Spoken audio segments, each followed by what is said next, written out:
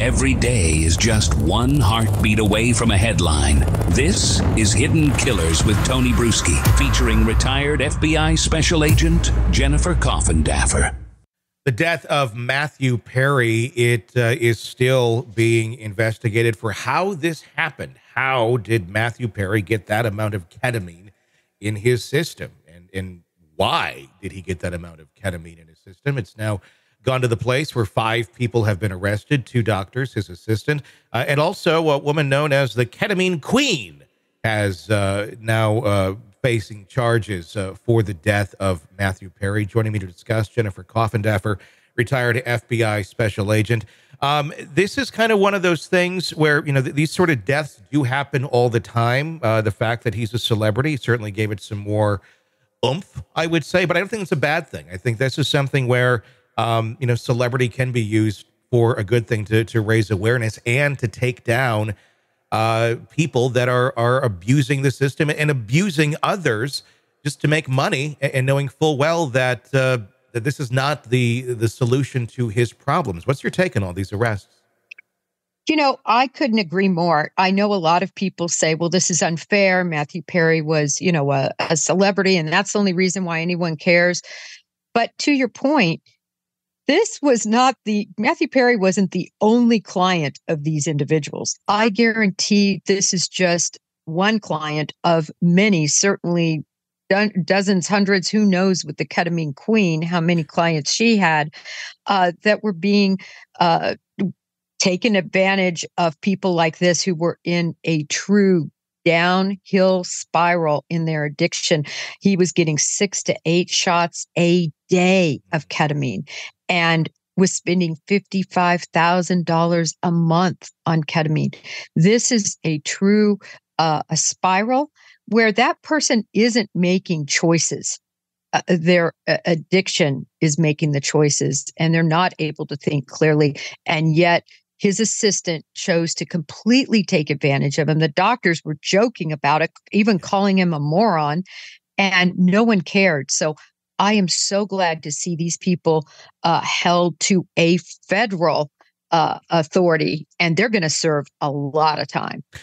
Exactly. I mean, and I hear the people that are arguing, well, it's a celebrity. Why, you know, they're not going to go after, you know, Joe Blow and the people that, probably not. I mean, they're overworked, but the fact that we can raise awareness, that's sometimes where celebrity does make sense.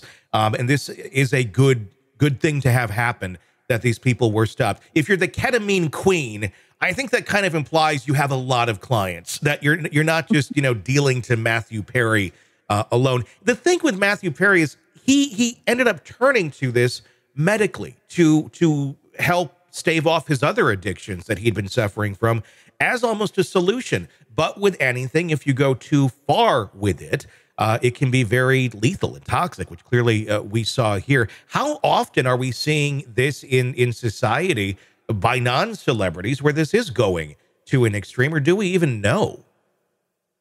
Oh, I think it happens all the time. In his situation, he was getting these ketamine infusions, if you will, IV treatments at a doctor, but he hadn't been there, I believe, for over 2 weeks.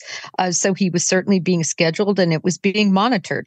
And so that made a lot of sense, you know, that was a treatment this doctor was using to help with his addiction. The problem was, though, however, he was self-medicating on the side to the nth degree of use. And where we see this, and still see it, is in the Oxycontin, oxycodone, where you're actually getting that sort of treatment for something that's deserved, right? You have an accident, there's pain that the doctor's trying to relieve, the person gets hooked on it, and then now they're buying it illicitly and using huge amounts to treat their pain. So it reminded me of that analogy that's going on in society right now. I mean, and it's not an opiate, but it's certainly, I mean, it's designed to be an anesthetic initially. But there, you know, some people are saying that this is helping with anxiety, with depression, all sorts of things. And I think there's a lot of research that still needs to be done. I talked with several doctors about this earlier in the week. But this is something that is actually not that difficult to get your hands on as well. Even as a recreational drug, you can get it by mail if you want to, and they'll give you the recommended dosage.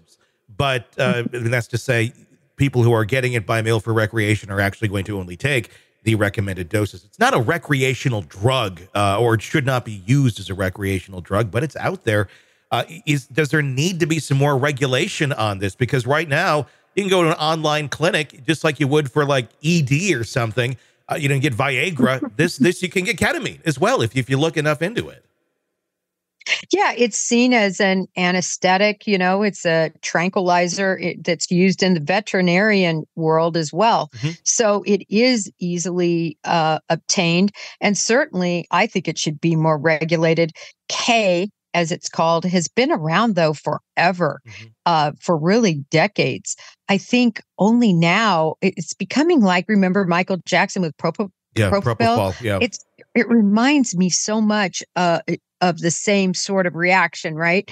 A lot of addicts have responded about ketamine that it's actually an odd thing to get hooked to, an odd drug to get hooked on, because it doesn't cause euphoria. It causes you to be tranquilized. Yeah. But interestingly enough, I think, to your point, yes, it needs to be more monitored and put up on a higher schedule of drug.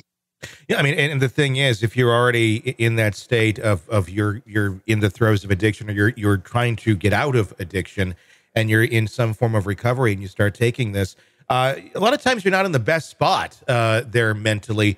And so being tranquilized is not a bad thing. You want to be asleep. You want to kind of like let the world go by and let yourself heal. But then you find yourself stuck on something else that is taking you away from life as well. And that's just the real sad spiral of this. It may not be an opiate or something, but it can still kill you while you're trying to get through recovery. And an addict is going to be an addict. They're going to take more than they're supposed to, because that's how their brains work. Well, and I think ketamine is so dangerous because and my understanding is it accelerates your heart rate, but it depresses your respiratory system. Yeah.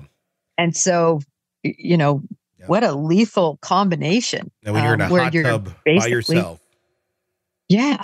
It's just horrible. And then I was thinking too about Matthew Perry sitting in that hot tub, the heat and the relaxation mode you're in when you're in a hot tub, and how you shouldn't even be in a hot tub very long.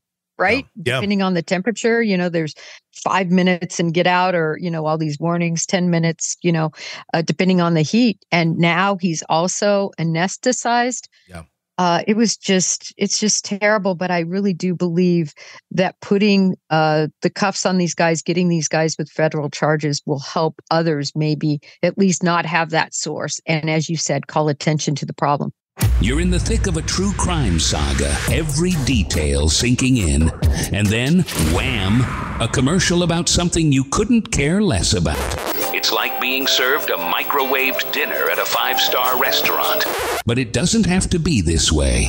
Go for True Crime Today Premium Plus on Apple Podcasts. With True Crime Today Premium Plus, you get uninterrupted, ad-free episodes, extended interviews that dig even deeper into the muck, and early access so you can brag to your friends.